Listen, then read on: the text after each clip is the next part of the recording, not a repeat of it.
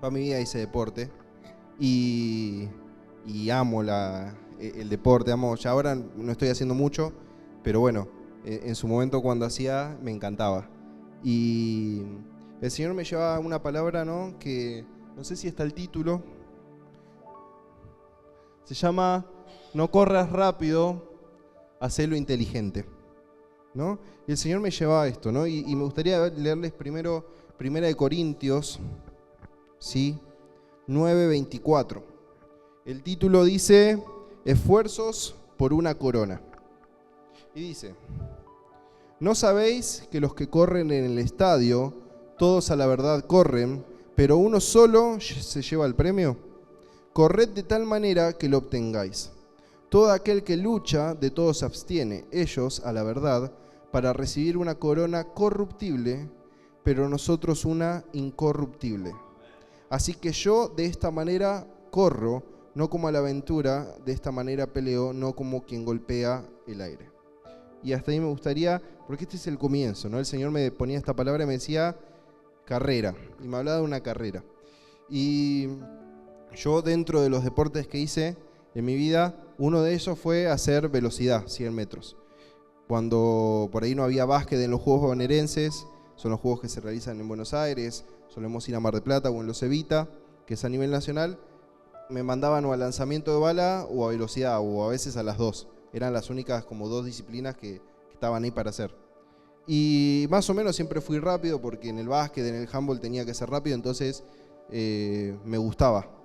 Y me acuerdo que la carrera de 100 metros, uno se ponía en la línea de meta, ¿no? Esperaba el disparo inicial con esas pistolas tipo de salva, y uno arrancaba, ¿no? Arrancaba, y eran 100 metros a lo que dé, a pura velocidad, tratando de llegar primero que el otro, ¿no? Y a veces me ha ido mejor, peor, pero casi siempre logré, ¿no? Lo que habla acá, esta corona corruptible. Pero el Señor me hablaba de otro tipo de carrera, ¿no? El Señor me hablaba de una carrera un poco más diferente. Y no sé cuántos de acá conocen deportes. Yo, cuando llegan los Juegos Olímpicos, me encanta prender la tele y tenerlos de fondo, porque me encantan conocer disciplinas nuevas, deportes nuevos.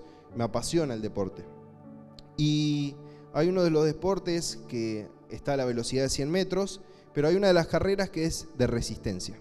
No sé si alguna vez vieron, pero en los 100 metros van a pique, van que parece que vuelan. Y a veces lo decís, ¿y cómo hacen 100 metros en 9 segundos? Ni con el auto lo hago en 9 segundos. Hasta que agarra la velocidad del auto, en 9 segundos no llego a los 100 metros.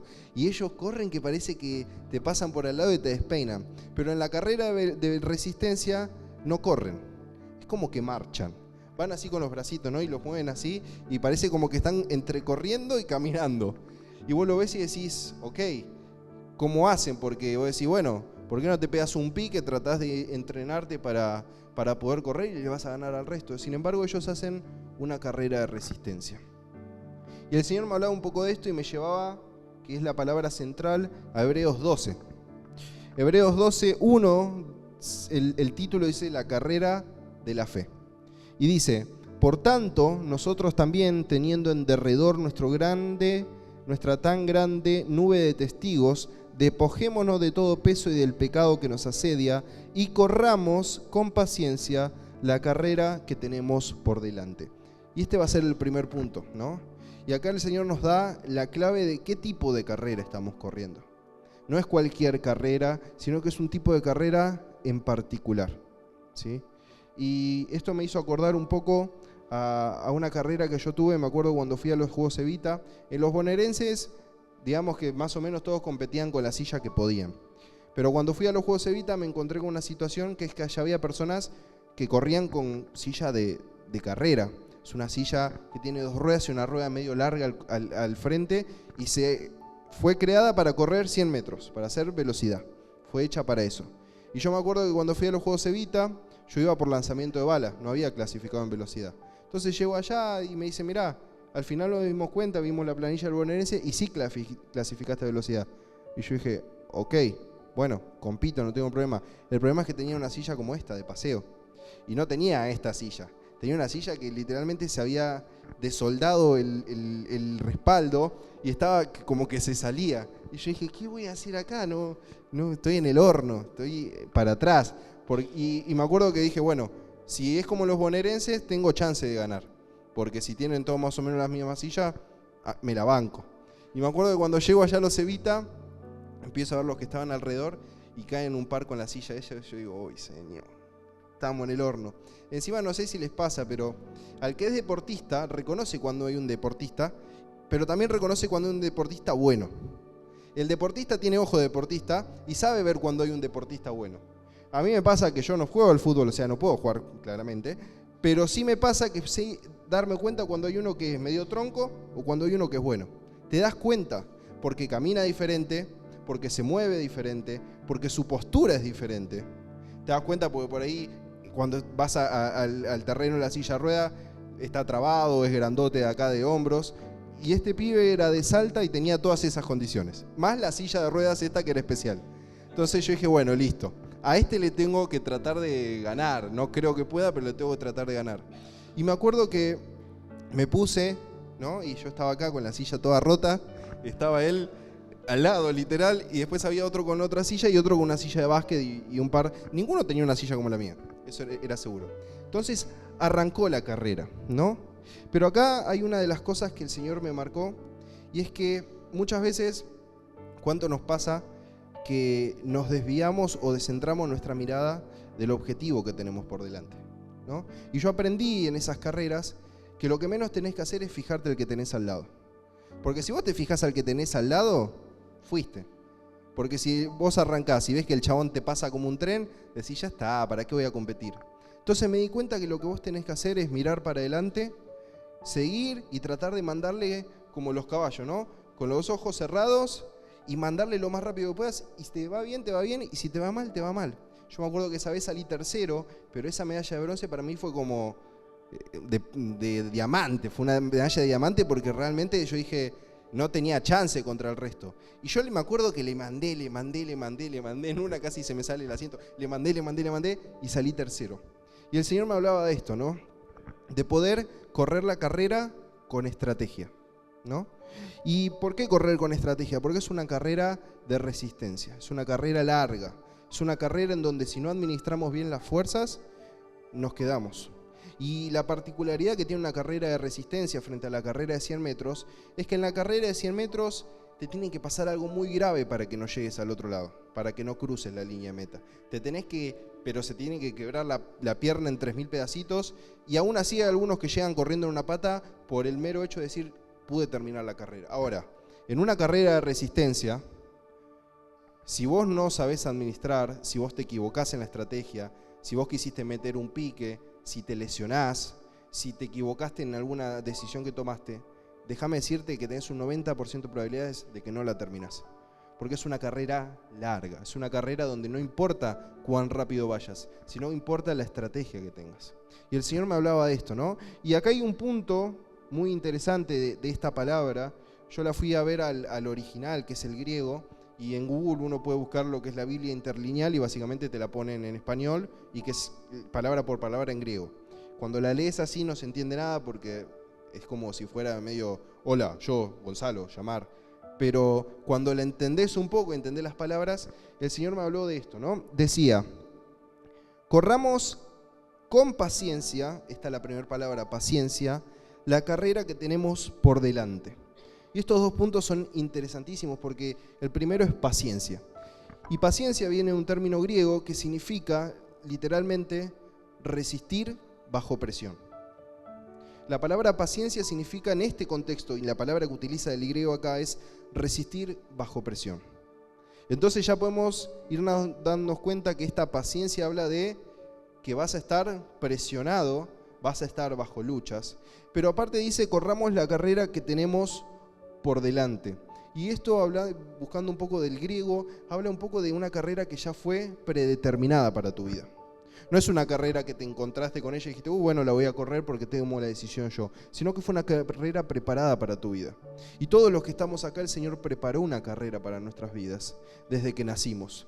Aún aquellos que por ahí no lo conocen a Dios y están corriendo una carrera sin Él, nosotros tenemos la ventaja y el beneficio de que estamos corriendo la carrera con el entrenador al lado nuestro. Pero todos corremos la misma carrera. Y es una carrera que termina cuando nos vayamos de esta tierra. Es una carrera larga. A algunos le durará más años, a algunos le durará menos años, pero es una carrera larga y depende de nosotros por dónde vamos a ir, ¿no? Y el Señor me hablaba de esto, acerca de una carrera con problemas, la cual Él puso, es decir, que Él permite que haya problemas, porque Él la puso y permite que nosotros corramos esa carrera, y el Señor nos insta a esto, a resistir en esta carrera. Una carrera de resistencia, donde va a haber presión, donde va a haber problemas, pero el objetivo es esa corona incorruptible que habla en 1 Corintios, es esa corona que no tiene precio, es esa corona que no es lo que vale una medalla del mundo, que la pasás por fuego y se derrite, que se puede romper, que se puede extraviar. Es una corona que es literalmente hacer tesoros en los cielos, es conseguir el galardón del cual habla Apocalipsis, es poder entender que el Señor tiene una recompensa preparada para nuestras vidas, que va más allá de lo que podamos imaginar en esta tierra, va más allá de lo material que el Señor nos pueda bendecir en esta tierra, es mucho más grande, y esa es la meta que tenemos. Ahora, me decís, ¿cómo la puedo llegar a correr? Bueno, el Señor dejó un modelo, porque en el versículo 2 dice, puesto los ojos en Jesús, el autor y consumador de la fe, el cual por el gozo puesto delante de él, sufrió la cruz, menospreciando el oprobio, y se sentó a la diestra del trono de Dios. Y acá nos pone un ejemplo claro, un corredor, que fue Jesús, que dice que por el gozo que tenía delante, dice que menospreció el oprobio, y dice que llevó su vida a la cruz. Es decir, que nos está poniendo un ejemplo de lo que es correr una carrera de manera correcta. Y nos pone el ejemplo porque dice, puesto los ojos en Jesús, el autor y consumador de la vida. Y hay una cosa que yo no te había contado de las carreras, pero hay una regla. Cuando vos corres una carrera, vos tenés un carril. Y si vos te pasás de ese carril, sos descalificado. Te vas. ¿Sí? Nosotros, además de correr derecho, teníamos que tener en cuenta de que la silla con las rueditas no se vaya para el otro carril, porque en ese momento te descalificaban. Y la pista no es derecha. La pista es así, es como ovalada. Y tiene como una pendiente y va así, no es como que está todo derechito. Vos lo ves en la tele y decís, ok, es todo derecho, está todo bien, está todo perfecto. Pero no es así. Por eso es que vos cuando ves las carreras hay uno que parece que sale mucho más adelante y hay uno que parece que sale mucho más atrás. Pero como es una elipse, al final todos tienen y corren la misma distancia. Pero hay una regla que dice no te podés pasar de la línea. Si te pasás de la línea, fuiste. Y el Señor me llevaba a esto, ¿no? Dice, poné los ojos en Jesús, el autor y consumador de la fe. Es decir, no salgas de esa línea que te marcó el Señor. No salgas de ese carril que el Señor puso por delante tuyo. El Señor es el que te guía, pero muchas veces somos medio cabeza, ¿no?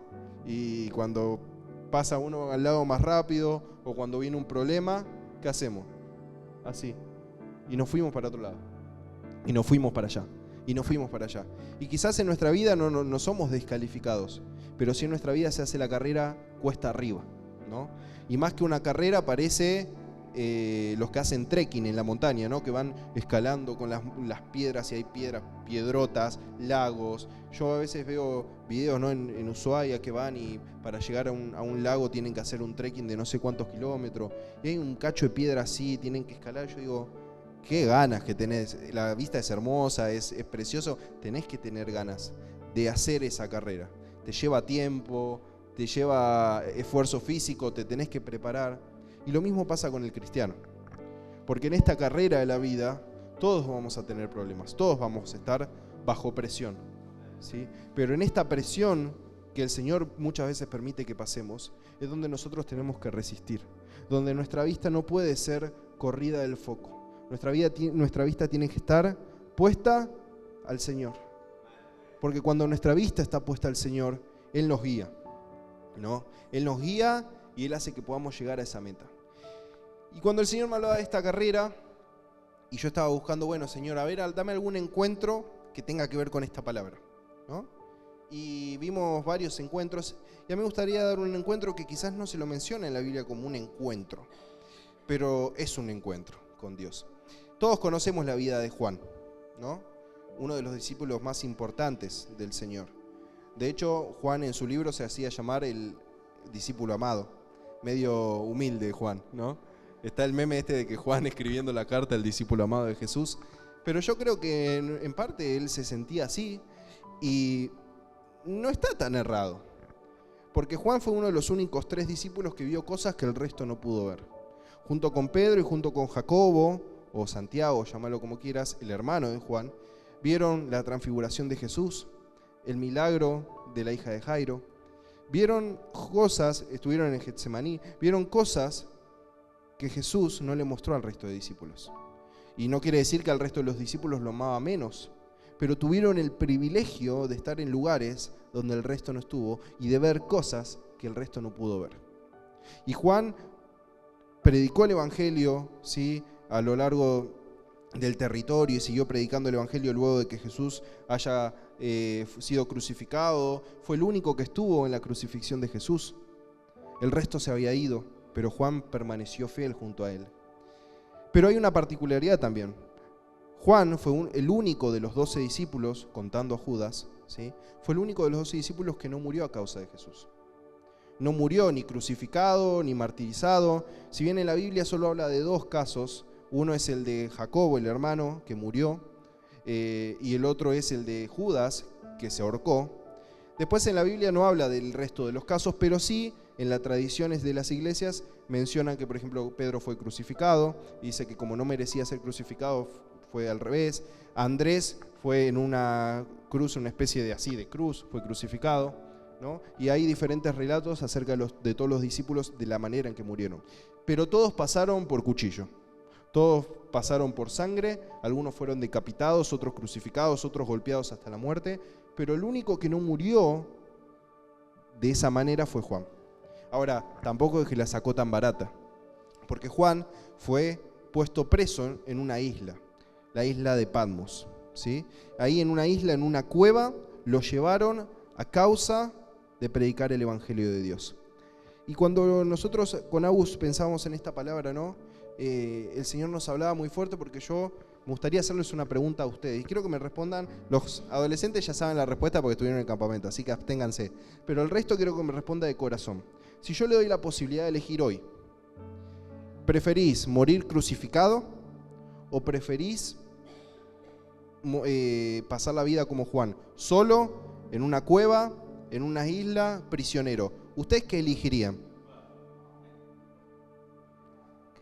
¿Cuántos, levante la mano, cuántos preferirían morir crucificado? A ver, levante la mano. Ahí hay uno. 2. ¿Y cuántos preferirían morir en una cueva? Ahora, yo les pregunto algo, y eso nosotros lo llevamos a la realidad. ¿Cuántas personas se quitan la vida? ¿Y por qué se quitan la vida? Porque no pueden resistir la presión de vivir encerrados en una cueva. Porque la vida de Juan fue difícil. Porque hay muchas personas que lamentablemente toman la decisión de quitarse la vida porque no pueden resistir vivir solos. No pueden resistir seguir viviendo en ese estado de soledad, de tristeza, de angustia, en donde literalmente están en una prisión, en sus hogares, en su propia mente. Entonces la solución más rápida es quitarse la vida. Sin embargo, Juan fue llevado allá a una edad bastante avanzada, y quizás los que lo encerraron habrán pensado: listo, ya está, nos salimos con la nuestra, lo encerramos a Juan, ya no puede predicarle a nadie. ¿A quién le va a predicar? A los pájaros que se pongan ahí, a los animales, a las arañas le va a predicar. Ya no le puede predicar a nadie, no va a haber nadie que lo pueda ver, va a estar solo, encerrado en una cueva. Me imagino una cueva un día como hoy, mojándose, con humedad, cuando hace calor, mucho calor, y comiendo, vaya a saber uno de qué comía Juan. Y dijeron: listo, ya está, nos salimos con la nuestra. Sin embargo, en esa edad realmente más tardía de Juan, en una edad avanzada de su vida, en un lugar que no le era cómodo, en un lugar donde quizás el resto de nosotros estaría súper bajón y diría: aguantaría una semana. Yo me imagino aguantaríamos una semana y a la segunda, bueno, Señor, llévame, chau, listo, ya está, no sé. Que venga algún águila, algún león, y vos comeme, no sé, matame, pero ya no soporto, ya no sé de qué hablar, hablo conmigo mismo con la pared, me pregunto cómo estoy, no me puedo bañar, no tengo nada para jugar. Quizás ahora, bueno, te llevas una compu, no tengo compu, tengo que jugar con unas piedras. te aburrís, estás solo. Sin embargo, en ese momento y en ese lugar donde Juan estaba solo, tuvo un encuentro con el Señor que para mí es el encuentro más maravilloso que hay en la Biblia. Porque para algunos el ministerio de Juan se había terminado, pero para el Señor recién había comenzado. Porque el Señor había puesto un propósito en la vida de Juan y Juan lo había cumplido y había predicado al Señor como el resto de sus discípulos y había hecho discípulos porque el Señor lo había mandado eso. Pero en un momento de su vida se encontró encerrado y en un momento de su vida se encontró con una difícil decisión. Tomar la decisión de seguir y de, no importa qué pase, perseverar y resistir bajo presión o de entregar su vida. Y en ese momento, en ese lugar donde Juan estaba, el Señor le reveló lo más hermoso que nosotros los cristianos tenemos, que es el libro de Apocalipsis. No se le reveló a Pedro, no se lo reveló a otro, se lo reveló a Juan. En una edad avanzada, en una cueva, solo, aislado, seguramente donde el diablo trataba de maquinarle la cabeza a 1000%. Y en ese momento el Señor le reveló el libro más interesante de la Biblia. El libro por el cual hay estudios bíblicos que solo se centran en ese libro. No se centran en la Biblia, se centran en ese libro solo. Y hay personas que todavía tratan de descubrirlo. Y hay diferentes posturas acerca del Apocalipsis. Y hay algunos que están de acuerdo con una cosa y hay algunos que están de acuerdo de otra. Pero no me cabe la duda de que ese intento de callar a Juan, lo único que hicieron fue permitir que Juan hable a millones y millones y millones de personas hasta el día de hoy acerca de algo hermoso, que es la promesa del Señor que va a volver a buscar a su iglesia. Una iglesia sin mancha, una iglesia que lo va a estar esperando y que va a reinar con Él en un lugar donde no habrá ni muerte, ni dolor, ni tristeza, ni angustia. Y esa revelación se la dio a Juan. Me gustaría que lo leamos porque es hermoso y hay una perla, hay una palabra que Juan usa y que hoy yo lo estaba volviendo a leer, no me di cuenta la otra vez cuando lo leímos con los chicos, y me di cuenta hoy y es hermoso porque ahí el Señor me conectó las dos cosas. Y vamos a leer Apocalipsis 1 desde el versículo 1 y dice: la revelación de Jesucristo que le dio para manifestar a sus siervos las cosas que deben suceder pronto. Y la declaró enviándola por medio de un ángel a su siervo Juan, que ha dado testimonio de la palabra de Dios y del testimonio de Jesucristo y de todas las cosas que ha visto. Bienaventurado el que lee y los que oyen las palabras de esta profecía y guardan las cosas en ellas escritas, porque el tiempo está cerca. Juan, a las 7 iglesias que están en Asia, gracia y paz a vosotros, del que es y que era y que ha de venir, y de los 7 espíritus que están delante de su trono, y de Jesucristo, el testigo fiel, el primogénito de los muertos y el soberano de los reyes de la tierra, al que nos amó y nos lavó de nuestros pecados con su sangre, y nos hizo reyes y sacerdotes para Dios, su Padre. A Él sea gloria e imperio por los siglos de los siglos. Amén. He aquí que viene con las nubes, y todo ojo lo verá, y los que le traspasaron, y todos los linajes de la tierra harán lamentación por él. Sí, amén. Yo soy el alfa y el omega, principio y fin, dice el Señor, el que es, el que era y que ha de venir, el Todopoderoso. Y acá hay algo hermoso que dice: yo, Juan, vuestro hermano y copartícipe vuestro en la tribulación, en el reino y en la paciencia de Jesucristo, estaba en la isla llamada Patmos por causa de la palabra de Dios y el testimonio de Jesucristo. Y no sé si ya se lo vi en venir, pero la palabra que usa para paciencia es la misma palabra que se utiliza en Hebreos. Es resistir bajo presión. Y Juan, desde su primera persona, nos está diciendo: hey, soy Juan, todos me conocen, soy el discípulo amado del Señor. Y soy copartícipe vuestro en la tribulación. Es decir, estoy pasando la peor que ustedes seguramente, pero la estoy pasando con ustedes. Dice: pero también soy copartícipe vuestro en el reino y en la paciencia, en el resistir bajo presión de Jesucristo en esta isla llamada Patmos. Y esto a mí me voló la cabeza, porque Juan estaba diciendo: estoy acá, hay problemas, estoy resistiendo bajo presión, sin embargo, ¿saben qué? Tengo mis ojos puestos en el reino de Dios. Y hay un versículo hermoso en el 10 que te da un poco el detalle de cómo Juan vivía esta carrera de la fe. Cómo Juan vivía esta tribulación y esta paciencia, este resistir bajo presión. Y dice, yo estaba en el Espíritu en el día del Señor, y oí detrás de mí una gran voz como de trompeta. ¿Cómo estaba Juan? En el Espíritu. ¿Y cuántas veces nosotros podemos estar en el Espíritu cuando hay problemas? Imagínense la situación de Juan. Y llevémosla a la vida de ahora, el 2025. Y quizás no es una prisión, una cueva literal, no es una cueva física, pero la cueva, llamale a problemas financieros, problemas con tu pareja, con tu familia, llamala a adicciones, llamala a enfermedad, llamala a depresión, tristeza, dolor. Todo eso es nuestra propia cueva, en la cual estamos encerrados, inmersos, y déjame decirte que muy pocas veces podemos decir que yo estaba en el Espíritu en esa cueva. Diría casi nunca. Nos cuesta mucho estar en el Espíritu cuando hay problemas en nuestra vida.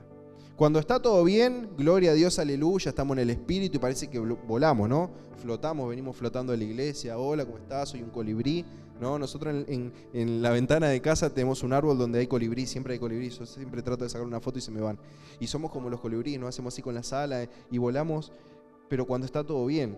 Ahora, cuando está todo mal, pocas veces estamos en el Espíritu. Sin embargo, acá Juan nos da la clave de todo. Nos dice, yo, Juan, pasé por todos los problemas que ustedes están pasando, soy partícipe junto con ustedes en estos problemas, estoy resistiendo bajo presión, paciencia, sin embargo, yo estoy en el Espíritu. Y el Señor le reveló a Juan algo hermoso que dice, cuando él estaba en el Espíritu, oyó una voz como de trompeta y dice, yo soy el Alfa y la Omega, el primero y el último, escribe en un libro lo que ves y envíalo a las 7 iglesias que están en Asia, a Éfeso, Esmirna, Pérgamo, Tiatira, Sardis, Filadelfia y la Odisea.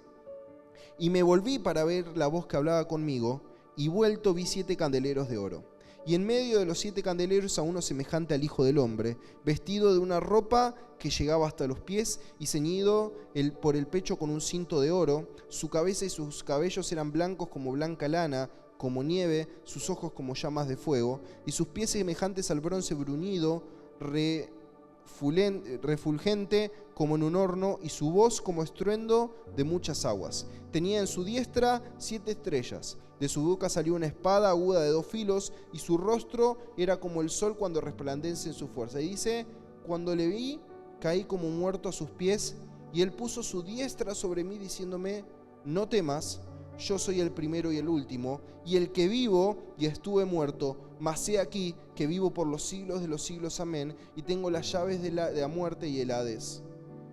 Y el Señor me decía, en medio del peor momento de Juan, fue donde tuvo el encuentro más maravilloso con el Señor. Literalmente el encuentro de Juan no se compara quizás a ninguno de los que hayamos tenido. Lo vio cara a cara. Vio al Señor Jesús, no como lo conocemos nosotros, sino como realmente es, en gloria, glorificado, de la misma manera que nosotros lo vamos a ver cuando Él vuelva. Y el Señor me llevaba a esto y me decía, wow, qué encuentro que tuvo Juan. Tuvo un encuentro de grande, un encuentro donde ya su vida se estaba por terminar.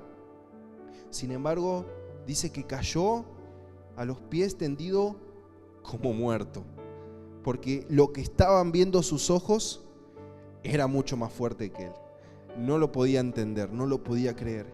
Y me hizo acordar, ¿no?, a los encuentros que quizás muchas veces tuvimos. Yo me acuerdo que cuando tuve mi encuentro grande con el Señor, no paraba de llorar y era como todo felicidad y todo amor. Imagínense ver al Señor glorificado, ver al Señor que está a la diestra tuyo y te dice, no temas, yo soy el primero y el último.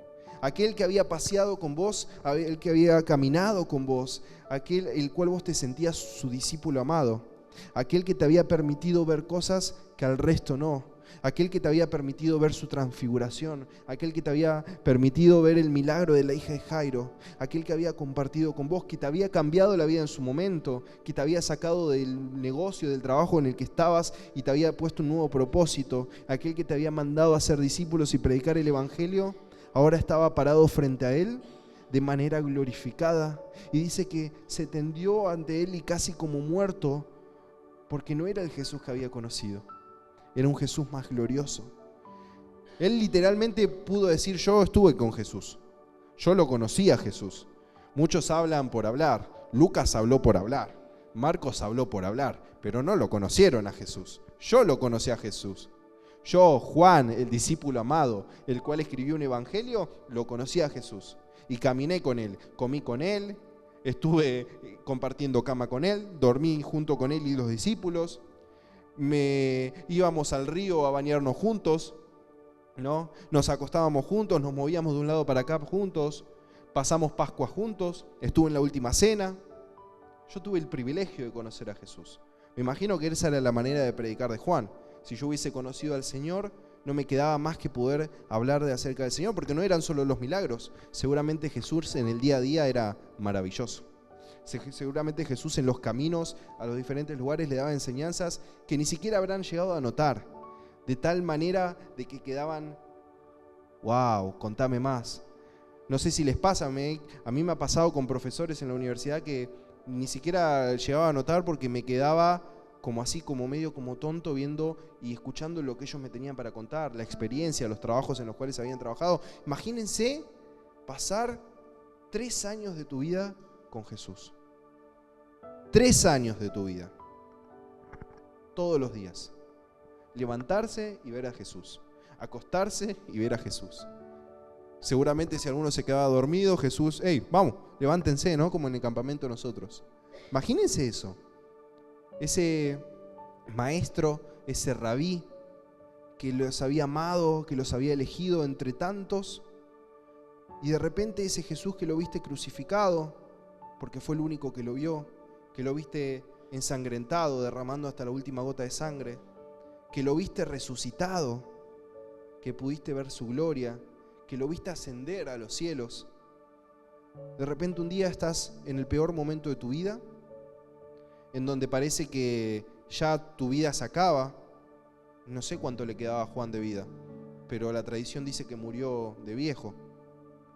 Es decir, que Juan seguramente por dentro pensaba: bueno, ya está, hasta acá serví al Señor, hasta acá hice lo que Él me pidió, disfruté de cosas que seguramente otro no pudo disfrutar en carne, y ahora me toca simplemente dejar que mi vida pase y que mi vida se vaya tal como vino. Quizás habrá dicho: tuve la fortuna de no pasar por lo que mis amigos pasaron, por lo que pasó Pedro. Me enteré que Pedro murió crucificado, me enteré que Judas, se ahorcó, me enteré que mi hermano de sangre lo mataron a causa de Jesús.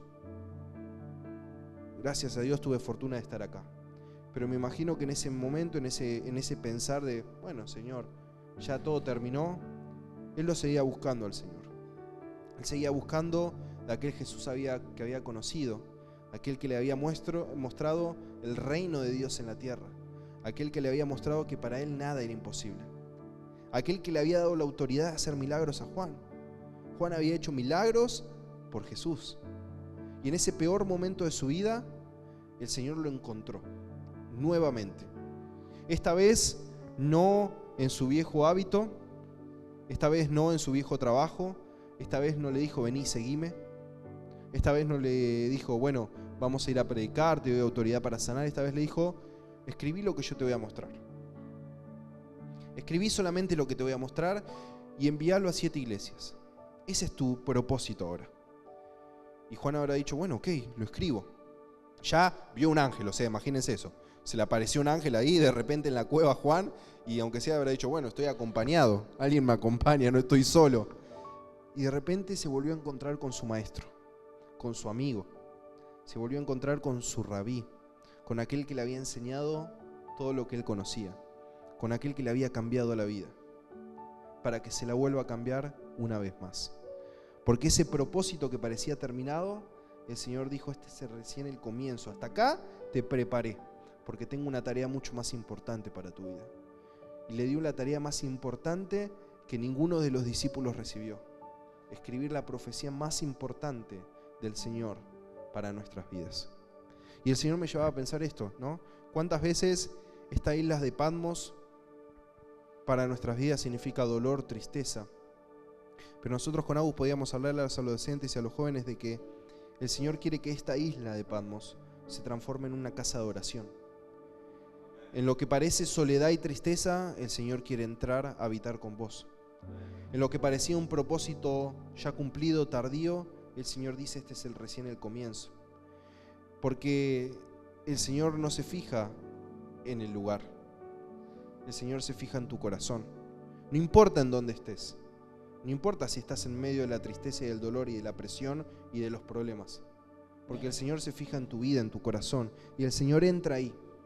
Ahí donde nadie entra, ahí donde literalmente estás solo y aislado, el Señor se mete, te da un nuevo propósito y te dice: hey, hasta acá llegaste. Llegaste como pudiste. Algunos llegan un poquito mejor y otros llegan que ya no da más. Los ves y parecen Frankenstein, pero llegan. Y hasta ese punto que llegaste, el Señor te agarra de la mano y te dice: hey, vení, vamos a terminar esta carrera juntos. Yo te doy un nuevo propósito para tu vida. Este encuentro que tenés conmigo ahora lo va a cambiar todo. Este encuentro que tenés ahora conmigo literalmente va a hacer que te caigas muerto a mis pies. Porque no vas a poder creer lo que yo tengo preparado para tu vida. Y el Señor en este día, en esta hora, te quiere decir: estás corriendo una carrera difícil, con problemas. Déjame decirte que sé que se siente correr una carrera, tanto física, pero también espiritual, en donde el diablo te pega, en donde el diablo te lastima, en donde el diablo muchas veces te quiere matar. Pero en todos esos momentos, el Señor siempre está ahí, con su mano extendida, para que vos te agarres de Él. Y el Señor te levanta, si te caíste te levanta, te sacude el polvo y te dice: seguí corriendo, porque todavía te espera largo trecho. Todavía tu propósito no terminó. Y no importa la edad que tengas. Juan era viejo. Juan, a los ojos de nosotros, quizás ya su propósito lo había cumplido. Sin embargo, el Señor, hasta que te vayas de esta tierra, tiene un propósito que se renueva con tu vida. Hasta el día que te vayas de esta tierra, el Señor se quiere encontrar con vos. Hasta el día que te vayas de esta tierra, el Señor quiere realmente decirte: hijo amado, acá estoy. No importa por lo que estés pasando, acá estoy. Y yo te dije que teníamos una ventaja. Y la ventaja es que tenemos al Señor a nuestra diestra. El Señor está acá, al lado nuestro.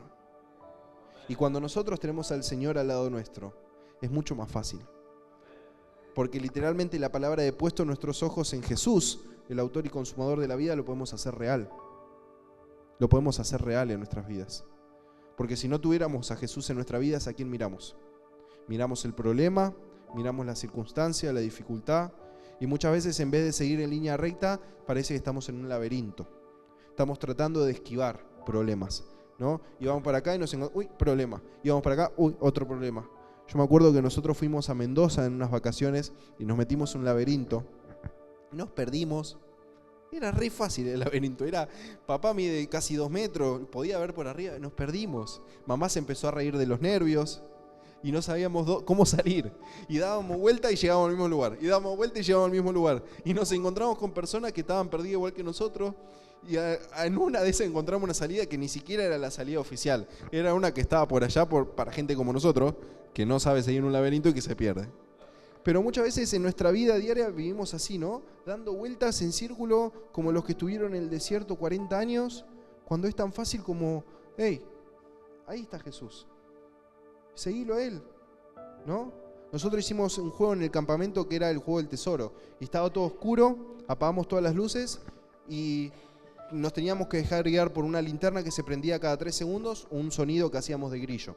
Hacían los líderes, ¿no? Y cuando escuchaban, iban corriendo, ¿no? Iban ahí y le daban una pista. Y muchas veces el Señor actúa de la misma manera. El Señor es esa luz que en medio de la oscuridad nos dice hacia dónde tenemos que ir. Muchas veces a través de una imagen, muchas veces a través de algo audible. El Señor nos dice: che, por ahí no es.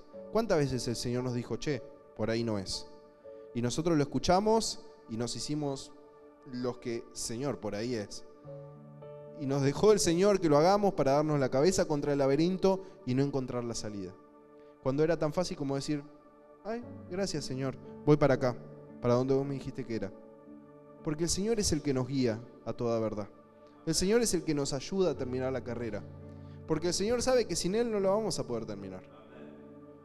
Sin Él no va a ser como una carrera de resistencia en donde quisimos correr los primeros 100 metros y ya a los últimos 2000 metros ya no damos más. Y ya tenemos ganas de tirar la toalla y abandonar. ¿Y cuántos tienen ganas de tirar la toalla y abandonar? Y quiero que me respondan sinceramente, ¿cuántos pensaron en algún momento de sus vidas en tirar la toalla y abandonar?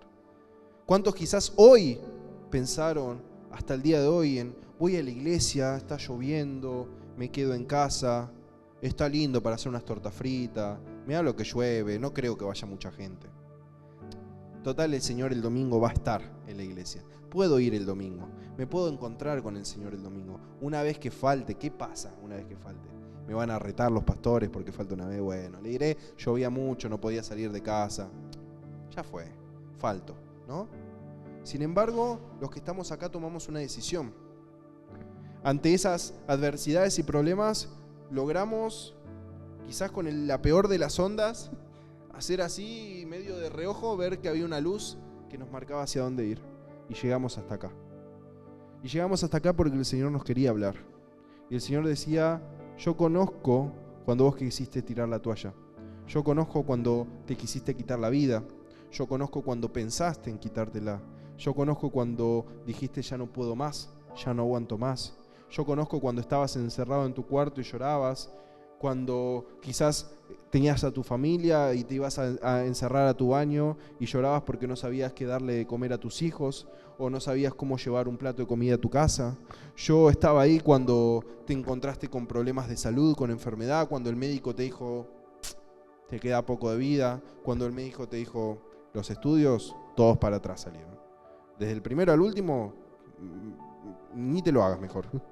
Mejor ni te digo lo que tenés porque tenés todo. Te marco así, tuc, tuc, tuc, tuc, tuc, tenés todo. Sacaste el bingo en la enfermedad.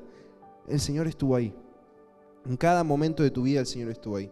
Estuvo ahí cuando estuviste en momentos más felices, cuando el Señor te bendijo, cuando te prosperó. Pero el Señor en cada momento de tu vida estuvo ahí para guiarte a toda verdad. Porque cuando estamos en bendición, el Señor nos tiene que ayudar a guiarnos para que no hagamos cualquier cosa. Y para que sepamos usar la bendición que el Señor nos da. Y cuando estamos bajo aprobio y bajo presión, el Señor está ahí para rescatarnos y decir, vení que te ayudo. Y esa es la carrera que como cristianos tenemos que correr.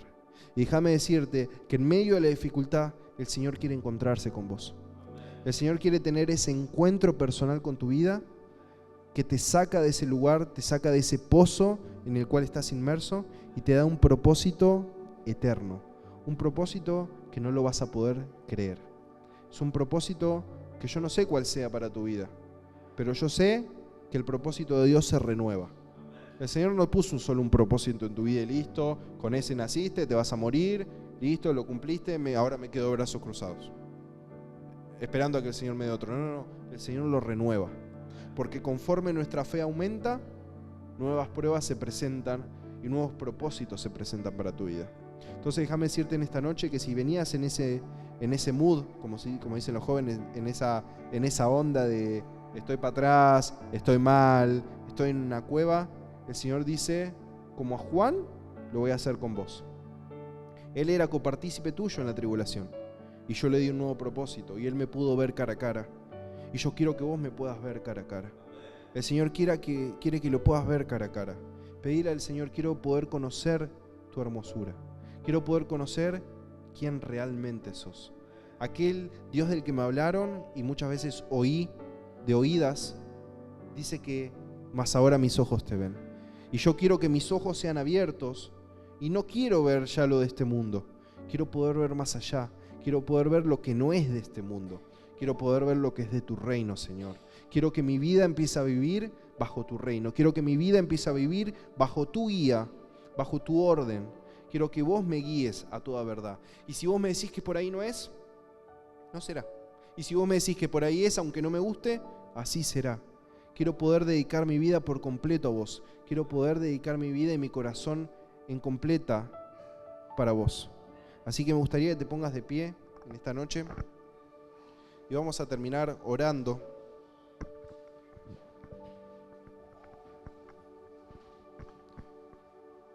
y que realmente le puedas pedir al Señor que se pueda encontrar con vos, ¿no?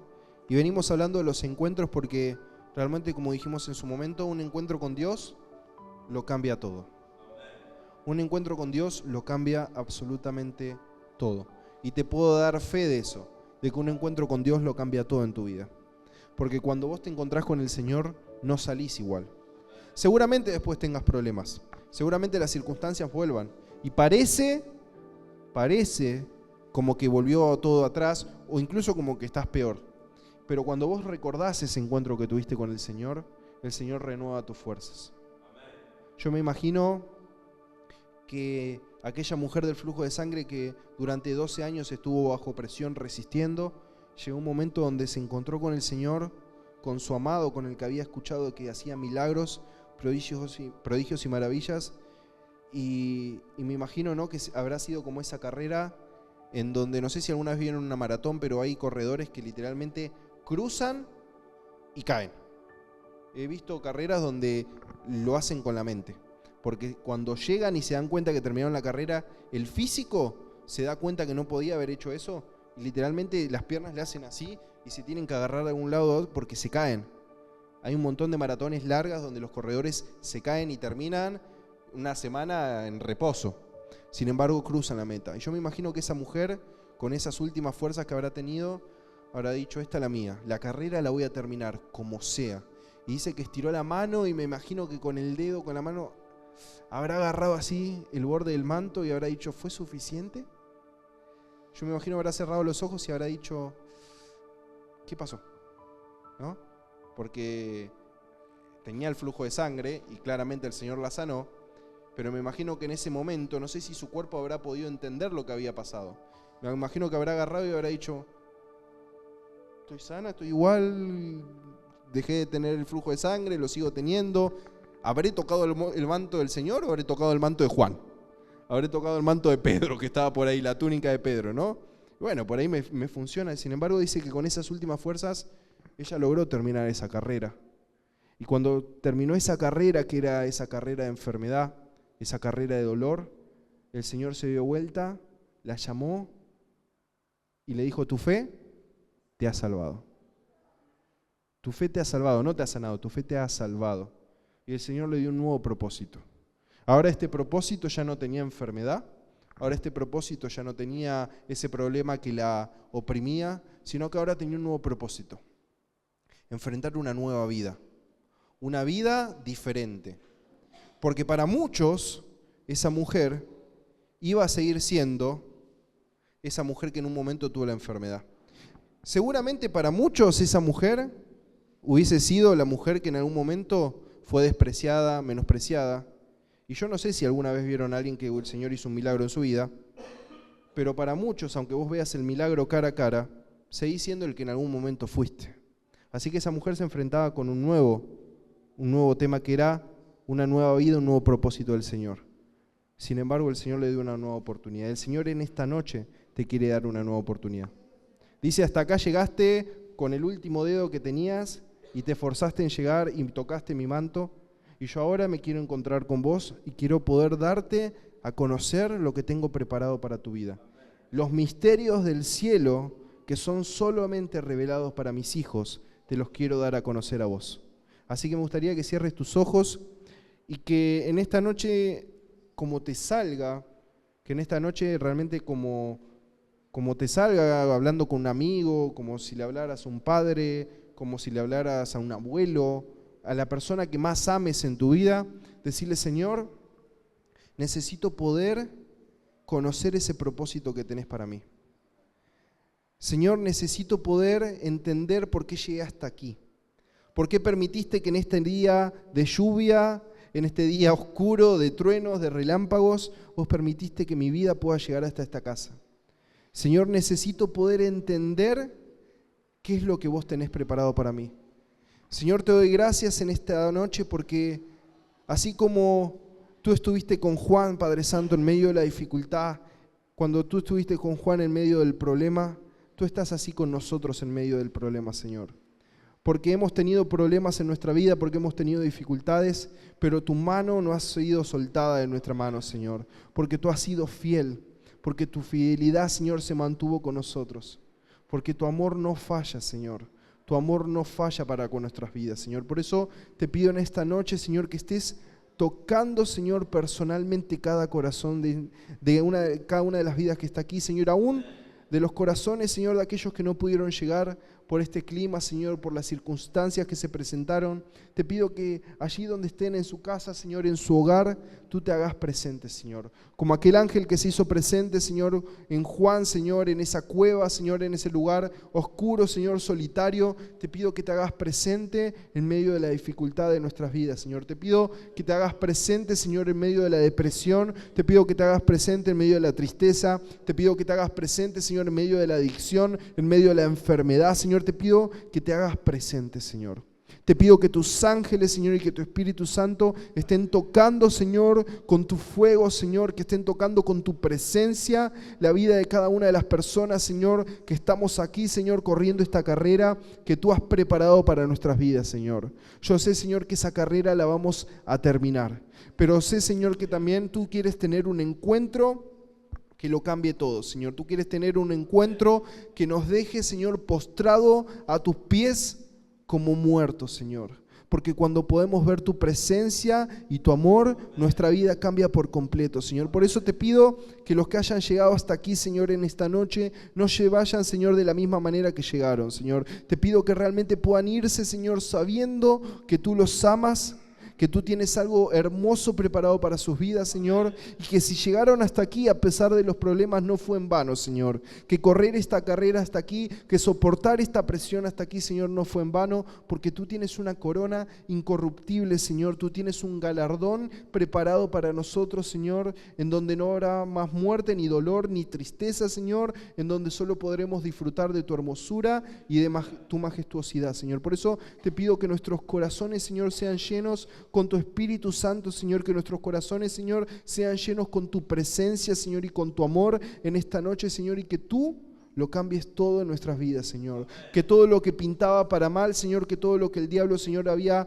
puesto en nuestras vidas para mal, para dolor, Señor, tú los cambies en gozo y alegría, Señor. Que nuestra casa sea transformada, que nuestra familia sea transformada, Señor, que nuestro barrio sea transformado, Señor, y que podamos decir que somos hijos tuyos, Señor, que somos hijos de Dios, aquel que nos defiende, aquel que está con nosotros todos los días de nuestras vidas y hasta el fin, Señor. Por eso te damos gracias en esta noche y te pedimos que te quedes con nosotros, Señor, de regreso en nuestros hogares. Señor, te pido que nos guardes, que nos cubras, Señor, que tus ángeles guardianes, Señor, nos acompañen, Padre Santo, de regreso a nuestros hogares, Señor, cubriéndonos, Señor, de todo mal, Señor, de todo espíritu de robo, Señor, de todo lo que el diablo, Señor, quiera venir a levantar sobre nuestras vidas, Señor. Te pido que sea tu Espíritu Santo obrando en favor nuestro, Señor. Te pido y te encargo lo que resta de este día, lo que resta de la semana, Señor, y que tu Espíritu Santo nos pueda encontrar allí, Señor, donde tú lo planees, Señor, donde tú pongas ese lugar, Señor, tú nos encuentres, Señor, con tu amor y con tu Espíritu Santo, Señor. Te damos gracias por esta noche, en el nombre poderoso de Jesús. Amén y amén.